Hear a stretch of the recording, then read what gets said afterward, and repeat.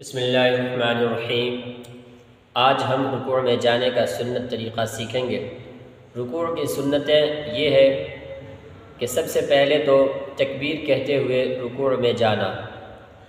دوسری سنت، رکوع میں دونوں ہاتھوں سے دونوں گھٹنوں کو پکڑنا۔ نمبر 3، دونوں ہاتھوں سے دونوں گھٹنوں کو پکڑنے میں ہاتھ کی انگلیوں کا کھلا رکھنا۔ نمبر 4، پیروں کو، پنڈلیوں کو بالکل سیدھا رکھنا، گھٹنے کے پاس سے موڑنا نہیں بلکہ بالکل سیدھا رکھنا۔ نمبر 5،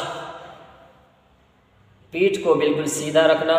اور نمبر 6، سر اور کمر کو برابر رکھنا، یعنی سر اور کمر بالکل برابر ہوں گے، ان میں سے کوئی جھکا ہوا کوئی اٹھا ہوا نہیں ہوگا۔ جیسے یہ ہمارا سر ہے، یہ کمر ہے، تو یہ دونوں بالکل برابر ہو، اس طرح برابر۔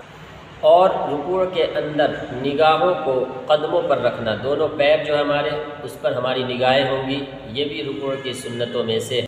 رکوع کی سنت نمبر 7، رکوع میں کم سے کم 3 مرتبہ سبحان ربی العظیم پڑھنا۔ یہ رکوع کی تسبیح ہے، سبحان ربی العظیم، اور کم سے کم 3 مرتبہ پڑھنا سنت ہے۔